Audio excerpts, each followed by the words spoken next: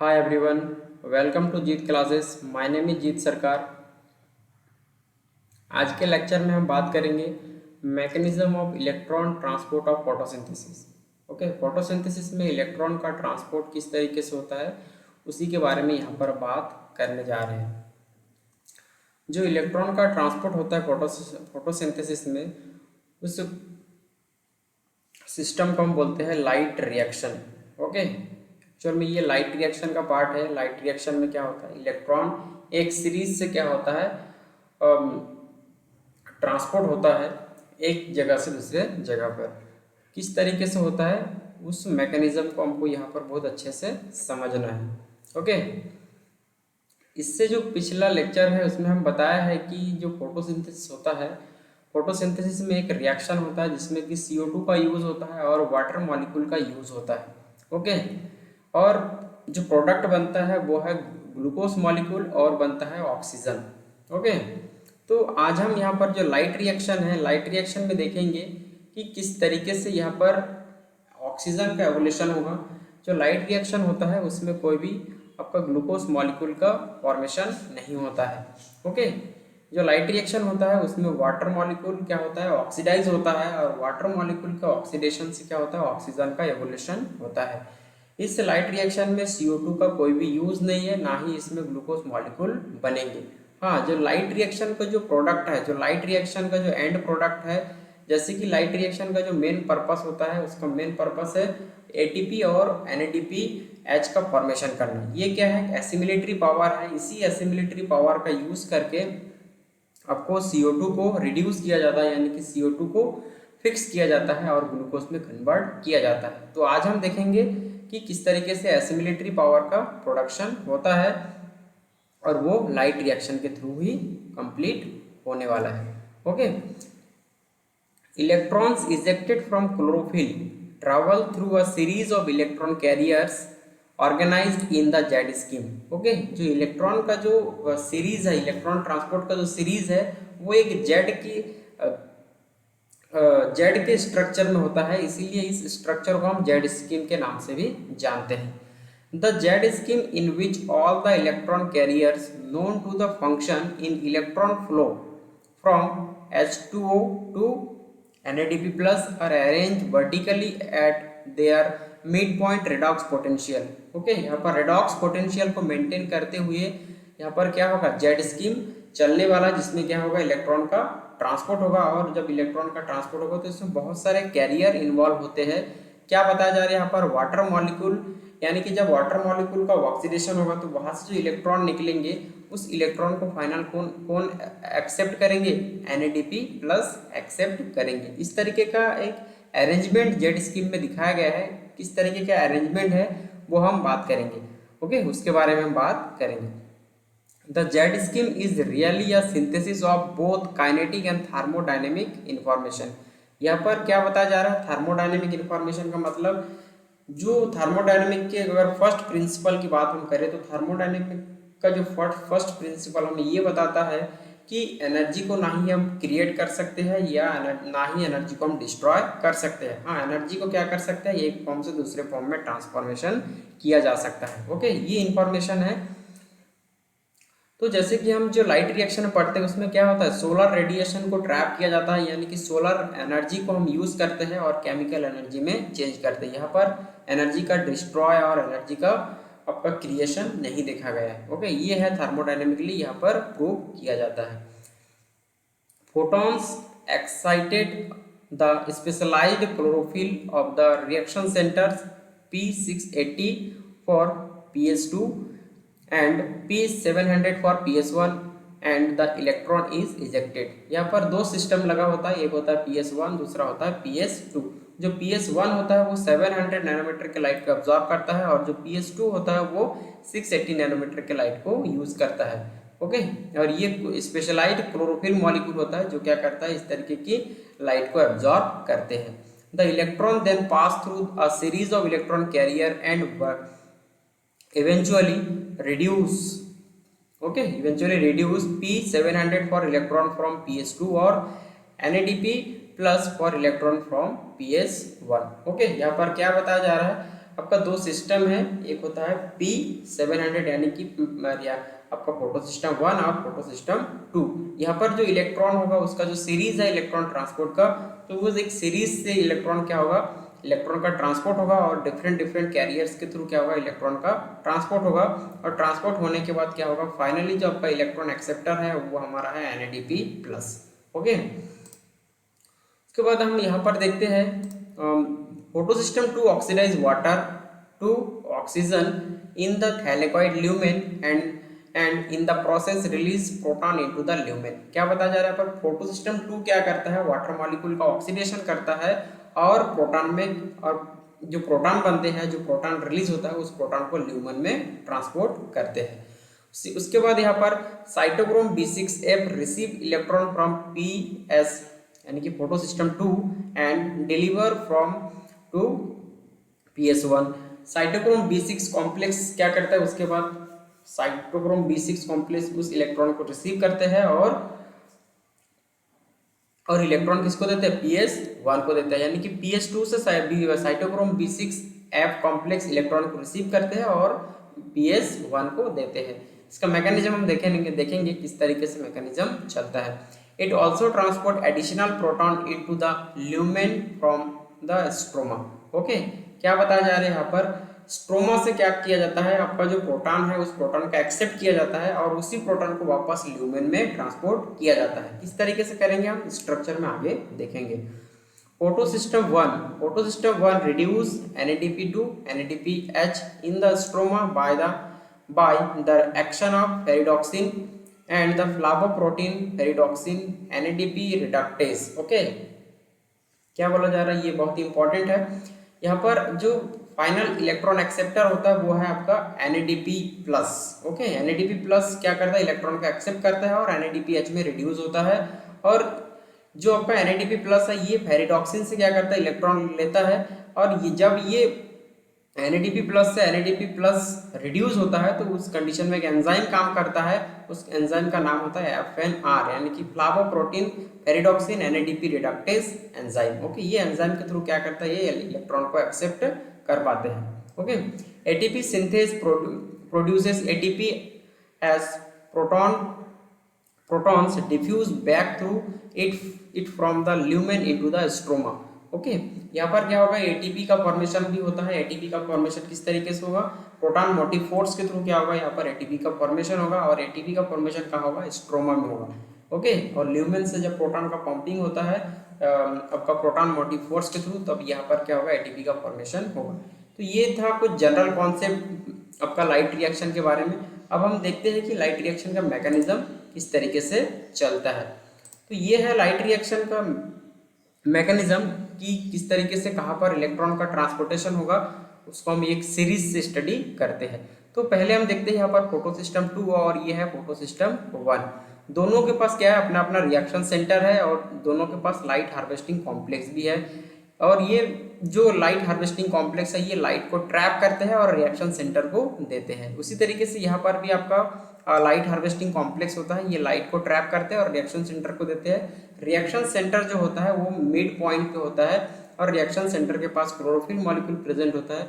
उसी chlorophyll molecule क्या करते हैं, वो जो क्लोरोफिल मॉलिक्यूल है वो क्या करते हैं, फाइनली जब इलेक्ट्रॉन को एक्सेप्ट करते हैं तो क्लोरोफिल मॉलिक्यूल के जो आपका सेंट्रल एटम है, जो आपका मैग्नीशियम होता है, मैग्नीशियम से क्या होता है, इलेक्ट्रॉन आपका इजेक्ट हो जाता है यानी कि इलेक्ट्रॉन बाहर निकल जाता है और इलेक्ट्रॉन बाहर निकलने के बाद वो ट्रांजिशन स्टेट में चले जाते हैं। ये एक्चुअल में ग्राउंड स्टेज है, ये भी ग्राउंड स्टेज है और ये क्या है आपका ट्रांजिशन स्टेट है, जहाँ पर स्टार बना हुआ ये ट्रांजिशन स्टेट है दोनों। ओके, तो ग्राउंड स्टेज से इलेक्ट्रॉन कहाँ पर चला जाता है, ट्रांजिशन स्टेट में। ओके, तो देखिए जैसे ही यहाँ पर सनलाइट एब्जॉर्ब किया, ओके, जैसे ही सनलाइट पड़ा फोटो सिस्टम 2 के ऊपर, जैसे ही सनलाइट पड़ा तो उस कंडीशन में क्या होगा, यहाँ से इलेक्ट्रॉन निकल जाएगा और इलेक्ट्रॉन निकलने के बाद इलेक्ट्रॉन कहाँ पर आ गया है, आपका ट्रांजिशन स्टेट में आ गया है। ओके, अब जैसे ही इलेक्ट्रॉन ग्राउंड स्टेट से ट्रांजिशन स्टेट में आ गया है तो इस रिएक्शन सेंटर के पास क्या, या क्लोरोफिल मॉलिक्यूल के पास इलेक्ट्रॉन की कमी हो गई है। अब ये जो इलेक्ट्रॉन की कमी होगी, इस इलेक्ट्रॉन को पूरा करने के लिए क्या करेंगे, फोटो सिस्टम 2 क्या करते हैं, वाटर मॉलिक्यूल का ब्रेक डाउन करते हैं। ओके, इसीलिए हम सबसे पहले यहाँ पर फोटो सिस्टम 2 से स्टार्ट करते हैं, ना कि फोटो सिस्टम 1 से, क्योंकि फोटो सिस्टम 2 के पास ही वो एबिलिटी होती है, वो कैपेसिटी होती है वाटर मॉलिक्यूल को ब्रेक करने के लिए। इसीलिए हम यहाँ पर फोटो सिस्टम 1 से ही स्टार्ट करते हैं। फोटो सिस्टम 1 के पास कोई भी एबिलिटी नहीं होती है वाटर मॉलिक्यूल को ब्रेक करने के लिए। ओके, तो जैसे ही यहाँ पर लाइट पड़ा तो एनर्जी इलेक्ट्रॉन ग्राउंड स्टेट से कहाँ पर चला गया, आपका ट्रांजिशन स्टेट में। अब यहाँ पर इलेक्ट्रॉन की कमी हो गई है, इस इलेक्ट्रॉन को पूरा करने के लिए फोटो सिस्टम 2 के पास है oxygen evolving complex. Okay, OEC बोलते हैं इसको शॉर्ट फॉर्म में, OEC कॉम्प्लेक्स लगा रहता है। इस OEC या ऑक्सीजन इवॉल्विंग कॉम्प्लेक्स क्या करते हैं, ऑक्सीजन मॉलिक्यूल का ब्रेक डाउन करना शुरू कर देते हैं। जैसे ये वाटर मॉलिक्यूल का ब्रेक डाउन करना शुरू कर देते हैं, तो जैसे ये वाटर मॉलिक्यूल का ब्रेक डाउन यहाँ पर होगा तो होगा क्या, यहाँ पर ऑक्सीजन यहाँ पर एवोल्यूशन होगा और साथ ही साथ यहाँ पर प्रोटॉन भी रिलीज किए जाएंगे। ओके, दो चीज यहाँ पर हो रहा है वाटर मॉलिक्यूल के ब्रेकडाउन से, एक तो ऑक्सीजन का एवोल्यूशन होगा और दूसरा क्या होगा, यहाँ पर प्रोटॉन का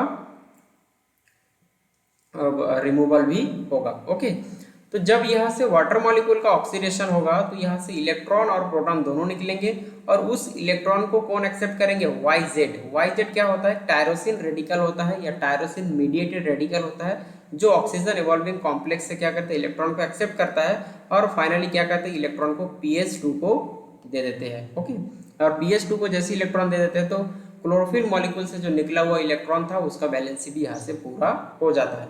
तो इस तरीके से ये मैकेनिज्म काम करता है। ओके, अब देखते हैं ऑक्सीजन इवॉल्विंग सेंटर किस तरीके से काम करता है, क्योंकि देखिए PS2 होता है, PS2 के पास क्या होता है, स्ट्रॉन्ग ऑक्सीडेंट होता है, यानी कि ये स्ट्रॉन्ग ऑक्सीडेंट होता है और वीक रिडक्टेंट होता है, यानी कि ये इलेक्ट्रॉन को रिड्यूस नहीं कर सकते हैं लेकिन ये वाटर मॉलिक्यूल को तोड़ सकते हैं, इसलिए स्ट्रॉन्ग ऑक्सीडेंट होते हैं और वीक रिडक्टेंट होते हैं। उसी प्रकार से आपका जो PS1 होता है वो क्या होता है, आपका वीक ऑक्सीडेंट होता है और स्ट्रॉन्ग रिडक्टेंट होता है, यानी कि ये इलेक्ट्रॉन को रिड्यूस कर सकते हैं। तो ये कैपेसिटी होती है, पिछले लेक्चर में बताया था कि कौन सा स्ट्रॉन्ग ऑक्सीडेंट होता है, कौन सा वीक रिडक्टेंट होता है। ओके, हम देखते हैं कि जो आपका ऑक्सीजन इवॉल्विंग कॉम्प्लेक्सेस है वो किस तरीके से काम करता है। ऑक्सीजन इवॉल्विंग कॉम्प्लेक्सेस के पास कुछ इंपॉर्टेंट कंपोनेंट होते हैं जिसके वजह से ये कॉम्प्लेक्स फॉर्म करता है और उसी कॉम्प्लेक्सेस के थ्रू क्या करता है, ये वाटर मॉलिक्यूल का ऑक्सीडेशन करते हैं।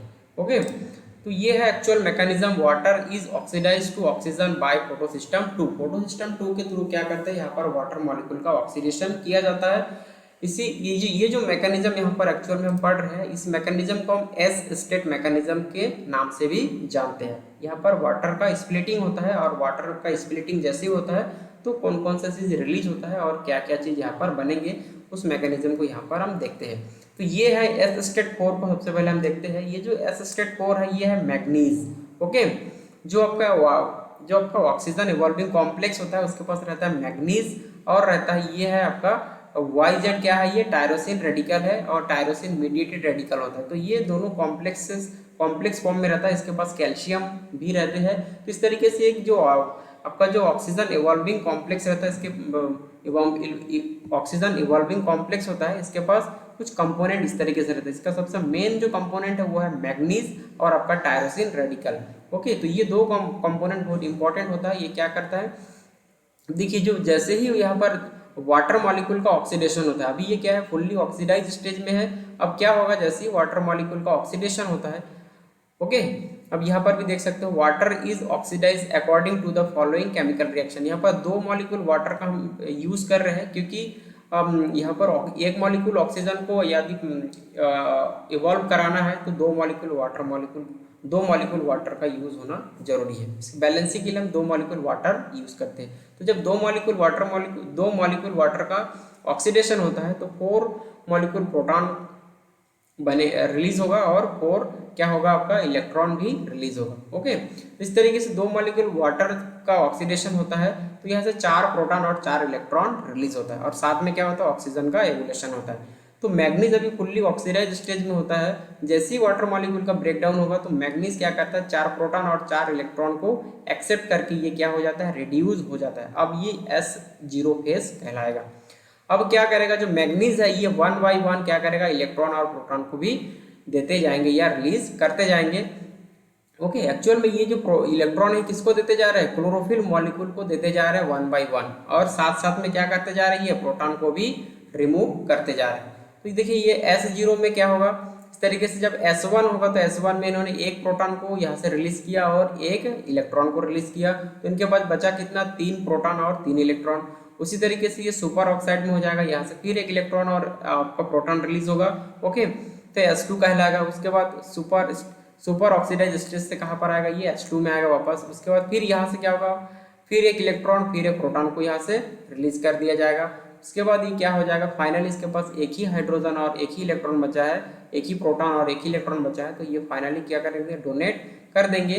तो डोनेट करने के बाद ये फिर से क्या होगा, आपका टायरोसिन रेडिकल क्या होगा, ये अलग हो जाएगा और मैग्नीज जो क्या होगा, फिर से फुल्ली ऑक्सीडाइज स्टेज में आ जाएगा। तो ये रिएक्शन चलते रहता है लगातार जब तक लाइट रिएक्शन चलते रहता है, क्योंकि लाइट रिएक्शन चलेगा और सनलाइट पड़ेंगे और क्लोरोफिल मॉलिक्यूल के ऊपर, और वहाँ से फिर क्या होगा, आपका मैग्नीशियम से क्या होगा, इलेक्ट्रॉन बाहर निकल जाएगा। तो जैसे ही मैग्नीशियम से इलेक्ट्रॉन बाहर निकल जाएगा वैसे ही इलेक्ट्रॉन की कमी हो जाएगी, और जैसे ही इलेक्ट्रॉन की कमी हो जाएगी तो आपका जी ऑक्सीजन इवॉल्विंग सेंटर है ये क्या करना शुरू कर देगा, वाटर मॉलिक्यूल का ब्रेकडाउन करना शुरू कर देगा। और जैसे ही वाटर मॉलिक्यूल का ब्रेकडाउन करना शुरू हो जाएगा तो यहाँ से जो भी इलेक्ट्रॉन और प्रोटॉन निकलेंगे वो मैग्नीज एक्सेप्ट करेंगे। एक्सेप्ट करने के बाद ये 1 बाई 1 क्या करता है, इलेक्ट्रॉन को ट्रांसपोर्ट करते जाते हैं, किसको, क्लोरोफिल मॉलिक्यूल। तो ये था एस स्टेट मैकेनिज्म। ओके, इस मैकेनिज्म के थ्रू क्या होता है, आपका ये रिएक्शन चलता है, ये ऑक्सीजन इवॉल्विंग सेंटर। ओके, अब हम आगे देखते हैं। अब ये ग्राउंड स्टेज से कहाँ पर चला गया इलेक्ट्रॉन, एक्साइटेड स्टेज यानी कि ट्रांजिशन स्टेट। ट्रांजिशन स्टेट के बाद बहुत सारे कैरियर लगा हुआ जो इलेक्ट्रॉन को कैरी कर रहे हैं। तो सबसे पहला जो आपका इलेक्ट्रॉन कैरियर है फोटोसिस्टम 2 का, वो है फियोफाइटिन। फियोफाइटिन से इलेक्ट्रॉन को कैरी करेंगे क्विनोन ए से इलेक्ट्रॉन को कैरी करेंगे क्विनोन बी से इलेक्ट्रॉन को फाइनल जो एक्सेप्ट करेंगे, फाइनल यहाँ पर कौन इलेक्ट्रॉन को एक्सेप्ट कर रहे हैं, साइटोक्रोम B6F कॉम्प्लेक्स। ओके, यहाँ पर भी एक रिएक्शन चलता है, उस रिएक्शन को हम डिटेल से देखेंगे यहाँ पर। तो ये साइटोक्रोम B6F कॉम्प्लेक्सेस है, ये किस तरीके से काम करते हैं उसके बारे में हम स्टडी करते हैं। उसके बाद साइटोक्रोम B6F से B6F कॉम्प्लेक्सेस से इलेक्ट्रॉन कहाँ पर जाएगा, प्लास्टोसाइनिन के पास। प्लास्टोसाइनिन से इलेक्ट्रॉन कहाँ पर चला जाएगा, आपका फोटोसिस्टम 1। ओके, तो इस तरीके से हम देखते हैं कि साइटोक्रोम B6F कॉम्प्लेक्सेस किस तरीके से काम करते हैं। उसके लिए हमें एक मैकेनिज्म समझना पड़ेगा। ये देखिए, ये है मैकेनिज्म, एक्चुअल मैकेनिज्म है कि साइटोक्रोम B6F कॉम्प्लेक्सेस किस तरीके से काम करते हैं।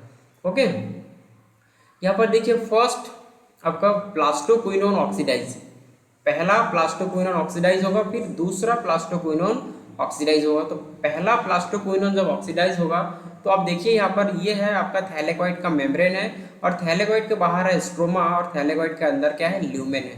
तो फोटोसिस्टम 1 से इलेक्ट्रॉन कहाँ पर आया, आपका प्लास्टोक्विनोन। एक्चुअल में यहाँ पर देखिए ये है क्विनोन क्या करेंगे, यहाँ पर स्ट्रोमा से क्या करेंगे, आपका प्रोटॉन को एक्सेप्ट करेंगे, 2 प्रोटॉन को एक्सेप्ट करते हैं और ये किस में कन्वर्ट हो जाता है, प्लास्टोक्विनोन में। ओके, प्लास्टोक्विनोन में ये इस तरीके से ये चेंज हो जाता है। अब ये प्लास्टोक्विनोन के पास 2 प्रोटॉन और 2 इलेक्ट्रॉन है। ओके, यहाँ से क्या होगा, 2 इलेक्ट्रॉन को इस तरीके से साइटोक्रोम B6F कॉम्प्लेक्स को दिया जाएगा। जैसे ही यहाँ से 2 इलेक्ट्रॉन को रिलीज कर देते हैं तो साथ साथ 2 प्रोटॉन को भी ल्यूमेन में ट्रांसपोर्ट किया जा रहा है। यानी कि जो स्ट्रोमा से जो 2 प्रोटॉन को एक्सेप्ट किए थे उसी प्रोटॉन को फिर ल्यूमेन में ट्रांसपोर्ट किया जा रहा है। ओके, अब देखिए यहाँ पर इलेक्ट्रॉन 2 है, ये पहला इलेक्ट्रॉन है, ये दूसरा इलेक्ट्रॉन है।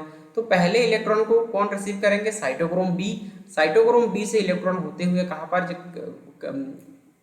कहाँ पर जा रहा है या कौन रिसीव कर रहा है इस इलेक्ट्रॉन को, साइटोक्रोम B से ये जो इलेक्ट्रॉन है इस इलेक्ट्रॉन को फिर से क्विनोन क्या कर रहा है, एक्सेप्ट कर रहा है, और ये किसमें चेंज हो गया है, एक इलेक्ट्रॉन को एक्सेप्ट करके सेमी क्विनोन में चेंज हो गया है। ओके, किसमें चेंज हो गया, सेमी क्विनोन में।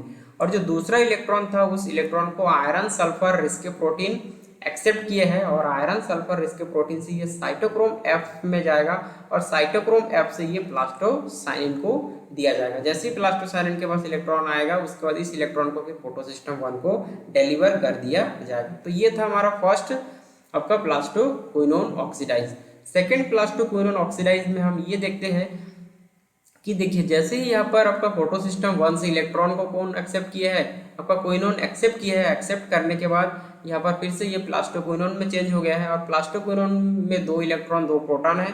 फिर क्या होगा, यहाँ पर 2 प्रोटॉन को ल्यूमेन में ट्रांसपोर्ट किया जाएगा और पहला इलेक्ट्रॉन को आपको लेंगे, पहला इलेक्ट्रॉन को कैरी करेंगे साइटोक्रोम बी। साइटोक्रोम बी से ये जो सेमी क्विनोन बना हुआ था, सेमी क्विनोन बना हुआ था, यहाँ पर देखिए ये है सेमी क्विनोन और सेमी क्विनोन। ओके, अब यहाँ से जो दूसरा इलेक्ट्रॉन आएगा उसको कौन एक्सेप्ट करेंगे, सेमी क्विनोन। और सेमी क्विनोन इलेक्ट्रॉन को एक्सेप्ट करने के बाद ये किसमें कन्वर्ट हो जाएगा, प्लास्टो क्विनोन में। ओके, ये है प्लास्टो क्विनोन में, फिर से ये चेंज हो गया है। ओके, और जो दूसरा इलेक्ट्रॉन था सेम प्रोसेस होगा दूसरे इलेक्ट्रॉन के साथ। आपका यहाँ पर आयरन रिंग्स के प्रोटीन से ये इलेक्ट्रॉन जाएगा साइटोक्रोम एफ के पास, साइटोक्रोम एफ से प्लास्टोसाइनिन और प्लास्टोसाइनिन से होते हुए ये पीएस सिस्टम 1 तक इलेक्ट्रॉन ट्रैवल करेंगे। ओके, तो ये था ओवरऑल मैकेनिज्म आपका साइटोक्रोम B6F कॉम्प्लेक्स का। ओके, तो यहाँ देखिए ये हो गया हमारा साइटोक्रोम B6F कॉम्प्लेक्स। यहाँ पर एक साइक्लिक मैनर पे ये इलेक्ट्रॉन का अरेंजमेंट होता रहता है और ये साइकिल चलते रहता है। ओके, तो अब हम फाइनल देखते हैं कि यहाँ पर साइटोक्रोम B6F में इलेक्ट्रॉन पहुंच चुका है, वहां से इलेक्ट्रॉन कहाँ पर जाएगा, प्लास्टोक्विनोन में। यह है प्लास्टोक्विनोन, सॉरी यह है प्लास्टोसाइनिन। इलेक्ट्रॉन कहाँ पर जाएगा, प्लास्टोसाइनिन, और प्लास्टोसाइनिन से इलेक्ट्रॉन को फाइनली एक्सेप्ट करेंगे यहाँ पर फोटो सिस्टम 1। ओके, क्योंकि फोटो सिस्टम 1 के ऊपर भी लाइट पड़ रहा है, तो जैसे ही इसमें लाइट पड़ेगा तो ये ग्राउंड स्टेट से इलेक्ट्रॉन कहाँ पर चला जाएगा, आपका ट्रांजिशन स्टेट में। जैसे ही ट्रांजिशन स्टेट में इलेक्ट्रॉन चला जाएगा तो इसके पास इलेक्ट्रॉन की कमी हो जाएगी और इलेक्ट्रॉन ये प्लास्टोसाइनिन से रिसीव करेंगे। ओके, तो इस तरीके से ये ग्राउंड स्टेट से कहाँ पर चला गया इलेक्ट्रॉन, आपका एक्साइटेड स्टेट या ट्रांजिशन स्टेट में। तो फोटो सिस्टम 1 का जो पहला इलेक्ट्रॉन एक्सेप्टर है वो है A0। ये जितने भी कॉम्प्लेक्सेस बना हुआ है, यहाँ पर बहुत सारे कंपोनेंट बना हुआ है, प्रोटीन के बने होते हैं। ओके, यहाँ पर सबसे पहला जो इलेक्ट्रॉन एक्सेप्टर है वो है A0, उसके बाद A1, उसके बाद आपका आयरन सल्फर X, उसके बाद आयरन सल्फर A, उसके बाद है आयरन सल्फर B, और फाइनल कौन यहाँ पर इलेक्ट्रॉन को एक्सेप्ट कर रहे हैं, फेरिडॉक्सिन। ओके, फेरिडॉक्सिन यहाँ पर इलेक्ट्रॉन को एक्सेप्ट कर रहा है। फेरिडॉक्सिन क्या है, एक मोबाइल प्रोटीन होता है।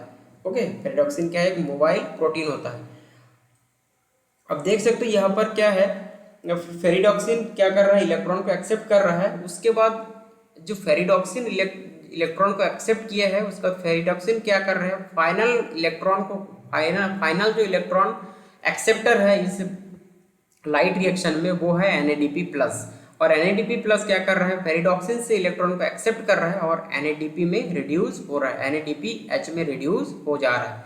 ओके, जब ये फेरिडॉक्सिन से इलेक्ट्रॉन एक्सेप्ट करते हैं NADP, तो यहाँ पर एक एंजाइम काम करता है जिसका नाम है FNR, यानी कि फ्लावोप्रोटीन NADP+ रिडक्टेज एंजाइम। ये FNR क्या करता है, ये FNR एंजाइम हेल्प करता है इस NADP+ को रिड्यूस होने में। किसमें रिड्यूस होने में, NADPH में। ओके, एक यहाँ पर एक डैश लाइन दिखाया गया है, यदि फेरिडॉक्सिन के पास यदि इलेक्ट्रॉन है और फेरिडॉक्सिन किसी कारण से यदि FNR से होते हुए आपका यहाँ पर NADP+ जो होता है वो इलेक्ट्रॉन एक्सेप्ट नहीं कर पा रहे हैं किसी कारणवश, तो ये जो फेरिडॉक्सिन होता है, ये फेरिडॉक्सिन फिर इलेक्ट्रॉन को कहाँ पर ट्रांसफर करेंगे, साइटोक्रोम B6F कॉम्प्लेक्स को यहाँ पर ये ट्रांसपोर्ट कर देते हैं, यानी कि वापस फेरिडॉक्सिन से ये यहाँ पर आ जाएगा। तो ये कहलाएगा साइक्लिक फोटोफॉस्फोरिलेशन।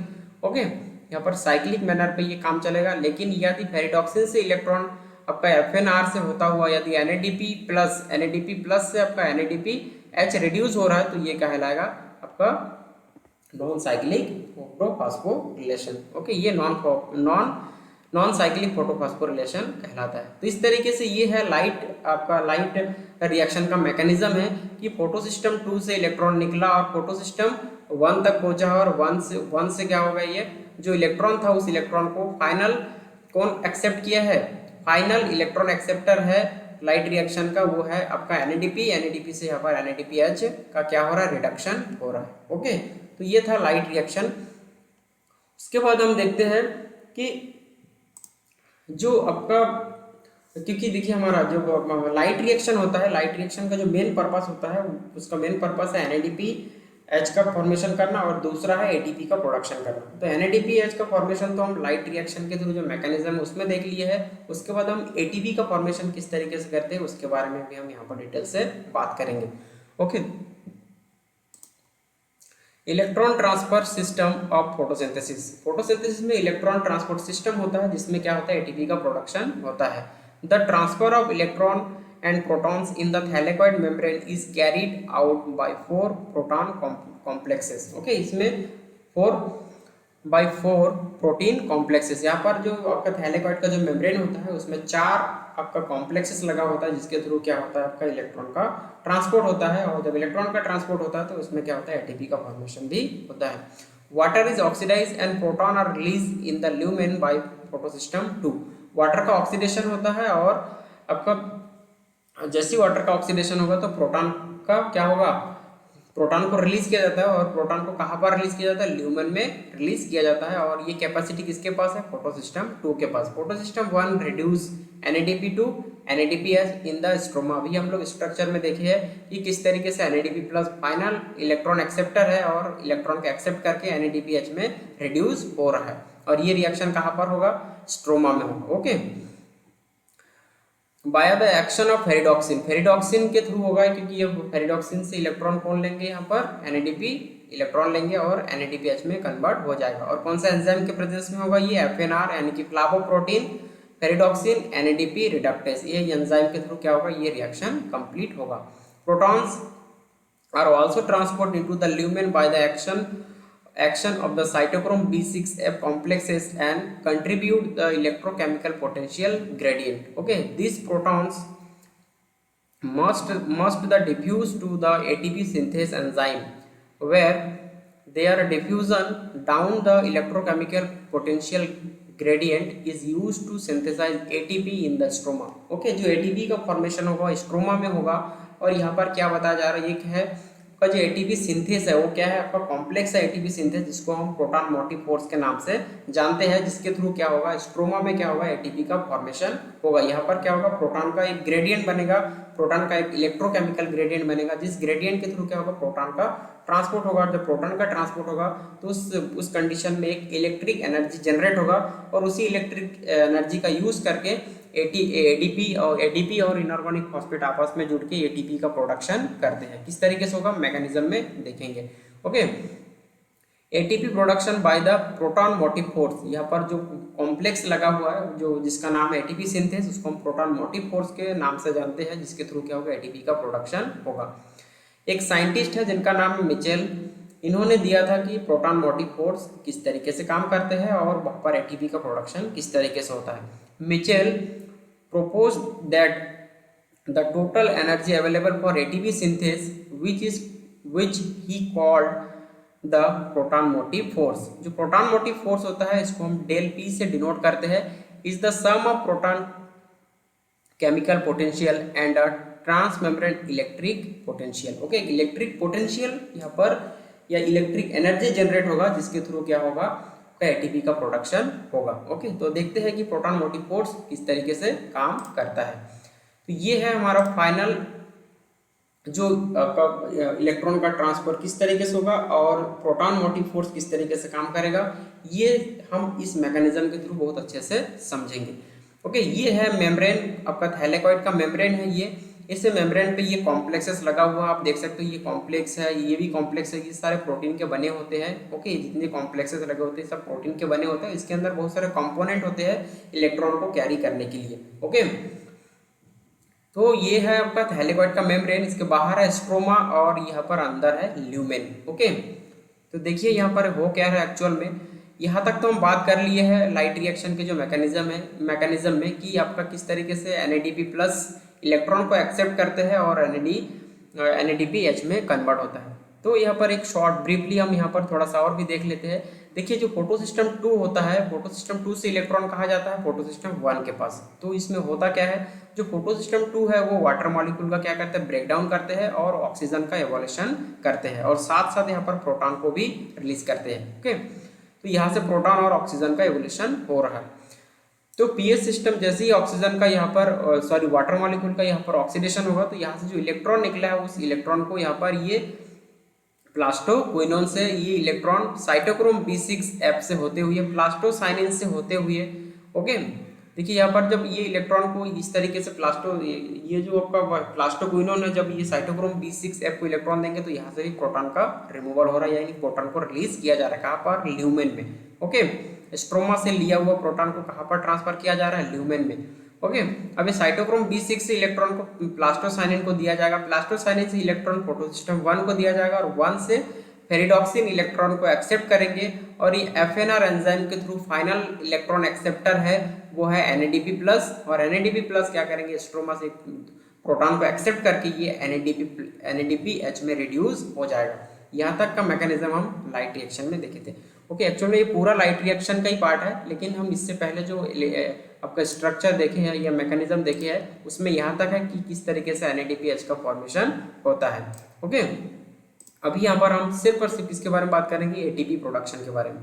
तो यहाँ पर ये इस पूरे कॉम्प्लेक्सेस में जितने भी प्रोटॉन का पंपिंग ल्यूमेन में हुआ है, अब देखिए जितना जितना प्रोटॉन का पंपिंग ल्यूमेन में होता जाएगा उतना ही यहाँ पर क्या होगा? आपका ल्यूमेन में क्या होगा? प्रोटॉन की कॉन्सेंट्रेशन हाई होते जाएगा। आप देख सकते हो यहाँ पर ल्यूमेन में क्या है? हाई प्रोटॉन, यानी कि एसिडिटी, जितना प्रोटॉन ज़्यादा होगा, जितना ज़्यादा प्रोटॉन होगा ल्यूमेन में उतना ही एसिडिटी क्या होगा? यहाँ पर बढ़ते, यानी प्रोटॉन क्या होगा? हाई एसिडिक हो गया है। और स्ट्रोमा में क्या है? लो प्रोटॉन है, तो यहाँ पर क्या होगा? हाई बेसिडिक हो जाएगा। तो ये जो प्रोटॉन का जो कॉन्सेंट्रेशन है यहाँ पर स्ट्रोमा में कम है और ल्यूमेन में ज़्यादा है जिसके वजह से इसमें पीएच में क्या होगा? बहुत ज़्यादा अंतर आएगा, और जब पीएच में अंतर आएगा तो यहाँ पर क्या होगा? एक इलेक्ट्रोकेमिकल पोटेंशियल ग्रेडियंट यहाँ पर क्रिएट होगा या जनरेट होगा। तो ये इलेक्ट्रोकेमिकल पोटेंशियल ग्रेडियंट यहाँ पर बनेगा, जिसके वजह से क्या होगा? ये प्रोटॉन मोटिव फोर्स, यही है कॉम्प्लेक्सेस जो ATP सिंथेसिस के नाम से जाना जाता है। ये प्रोटॉन मोटिव फोर्स क्या होगा?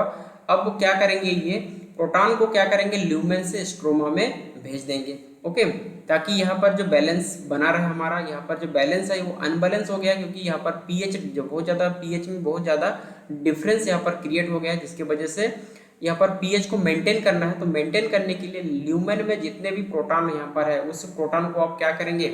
उस प्रोटॉन को प्रोटॉन मोटिव फोर्स के थ्रू कहाँ पर भेज दिया जाएगा? आपका स्ट्रोमा में, ओके।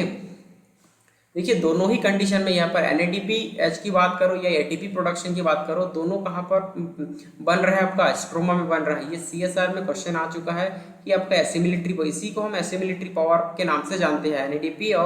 NADPH और ATP मॉलिक्यूल दोनों को एक साथ हम बोलते हैं एसिमिलिट्री पावर, और दोनों कहाँ पर बन रहे हैं? आपके थाइलाकॉइड के स्ट्रोमा में बन रहा है, ओके। तो जब यहाँ से प्रोटॉन का क्या होगा? मूवमेंट होगा, प्रोटॉन का मूवमेंट होगा, तो ये जो आपका ATP सिंथेस है एक प्रोटीन का बना हुआ है, यहाँ पर एक इलेक्ट्रिक एनर्जी क्या होगा? जनरेट होगा। एक इलेक्ट्रिक एनर्जी जनरेट होगा, जिस इलेक्ट्रिक एनर्जी का क्या करेंगे? यूज करेंगे। कौन यूज करेंगे? आपका एडेनोसिन डाइफॉस्फेट यानी कि ADP, और ADP क्या करेंगे? इसी एनर्जी का यूज करके इनऑर्गेनिक फॉस्फेट को क्या कर देंगे? जोड़ देंगे आपस में, ओके। इस एनर्जी के थ्रू क्या करेंगे? ADP और इनऑर्गेनिक फॉस्फेट आपस में जुड़ जाएगा और ATP का प्रोडक्शन होगा, ओके।